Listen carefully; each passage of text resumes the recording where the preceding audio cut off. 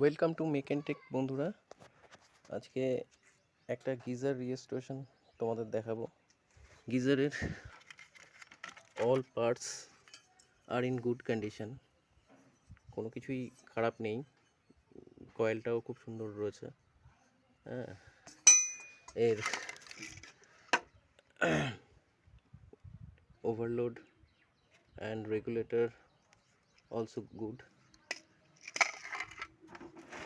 ক্যাবিনেটও ঠিক আছে। এটা একটা ক্রম্পটন গ্রিপসের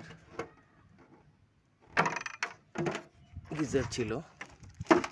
তো এটার মেইন প্রবলেম ছিল বন্ধুরা, সেটা হচ্ছে এই ট্যাঙ্কটা এই আপার সাইডে ফুটো হয়ে গেছিল। এখানে একটা, এখানে একটা, এখানে একটা। এই টপ সাইডে ফুটো হয়ে গিয়ে এটা লিক করছিল এবং এর গায়ে যে ফোম ইনসুলেশন থাকে সেই ফোম ইনসুলেশনের ভেতর দিয়ে গুড়িয়ে এই সামনে দিয়ে এরকম জায়গা থেকে পড়ছিল। এই যে এখানে জলের দাগ দেখতে পাচ্ছ তোমরা, এখানে রাস্টি জলের দাগ। এখান থেকে এই তলার থেকে জল পড়ছিল। তো সব কিছুই ঠিক ছিল, খালি ট্যাঙ্কটা লিকের কারণে এই প্রবলেম। তো ফোম ইনসুলেশনগুলো এমনভাবে থাকে যে এগুলো খোলা খুব চাপের হয়ে যায়। তো এই ফোমের ভেতরে দেখো, খেয়াল করলে তোমরা, এই দেখো আমি আঙুল দিয়ে চাপলে এর মধ্যে এখনও জল রয়েছে। তো এগুলো ড্রাই করে তারপরে আবার সেট করে, আর ট্যাঙ্কিটা অলরেডি আমি এখানে ওয়েল্ডিং করে দিয়েছি। এই ওয়েল্ডিং মেশিন দিয়ে ওয়েল্ড করে দিয়েছি ভালো করে। ট্যাঙ্কটার লিকেজও চেক করে নিয়ে এবার এটা রং টং করে ফাইনালি কমপ্লিট করে তোমাদের দেখাবো বন্ধুরা। এটা ট্যাঙ্কটা রিপেয়ার করে নিয়ে পুরো রং করা হয়ে গেছে, দেখতেই পাচ্ছ। ভেতরে এপক্সি রং করে দিয়েছি, আর বাইরেটায় এমনি নর্মাল অ্যালুমিনিয়াম পেন্ট করে দেওয়া হয়েছে। এবার হচ্ছে, যেহেতু ফোমগুলো সব ভেঙে বার করতে হয়েছিল, সেইগুলো ফোমগুলো সব গ্লু দিয়ে জোড়া লাগিয়ে তারপরে ফিটিং করতে হবে এই ক্যাবিনেটে।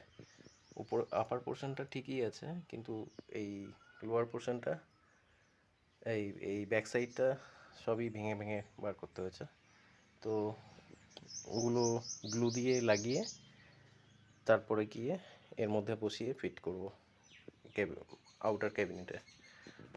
ওকে বন্ধুরা, এই পর্যায়ে ফোমগুলো যেহেতু টুকরো করে কেটে বার করতে হয়েছিল, যার কারণে ফোমগুলোকে টুকরো করে সেট করে নিয়ে তলার ক্যাবিনেটে আগে সেট করে নিয়েছি।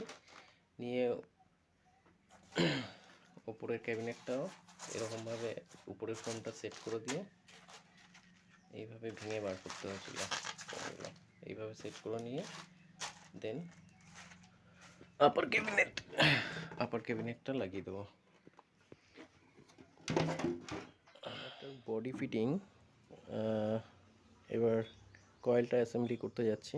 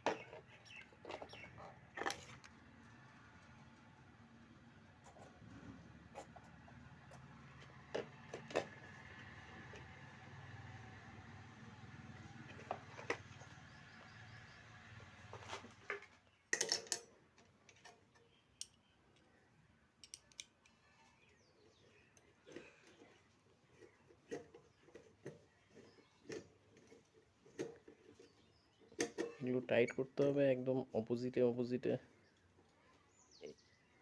যে বোল্ট টাইট করছি তার অপোজিটের বোল্ট আবার টাইট করতে হবে। এইভাবে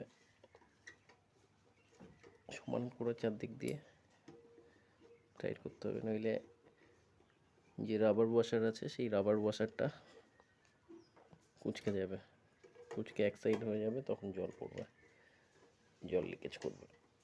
তো টাইটটা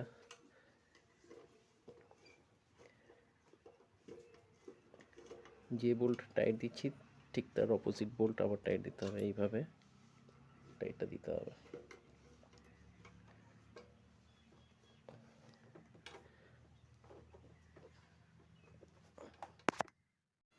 বন্ধুরা, এখানে কানেকশন করে দেখাচ্ছি। কানেকশানটা তোমরা দেখে অতটা বুঝতে পারবে না, তার কারণ ক্যামেরাটা জুম করা নেই। তো কানেকশানটা খুবই ইজি। এর ভেতরে দুটো ডিভাইস থাকে, একটা হচ্ছে রেগুলেটর, একটা হচ্ছে ওভারলোড প্রোটেকশনের জন্য একটা ওভারলোড প্রোটেক্টর দেওয়া থাকে। দুটোতেই টেম্পারেচার সেন্সারের জন্য একটা পাইপ রয়েছে। ওই পাইপ দুটো ওই মানে কয়েলের সাথে যে পাইপ রয়েছে সেই পাইপের মধ্যে ঢুকিয়ে দিতে হয়। আর সবার প্রথমে হচ্ছে 3 কোর ওয়্যারের 3টে তার, একটা হচ্ছে গ্রিন, একটা হচ্ছে রেড, একটা হচ্ছে ব্ল্যাক। মানে গ্রিনটা হচ্ছে বডি, আর ব্ল্যাকটা হচ্ছে নিউট্রাল, আর রেডটা হচ্ছে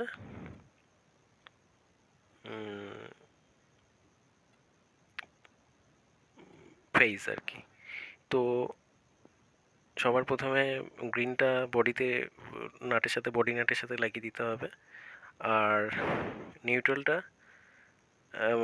নিউট্রালটা ইয়েতে লাগিয়ে দিতে হবে, কয়েলের দুটো প্রান্তের যে কোনো একটা প্রান্তে লাগিয়ে দিতে হবে।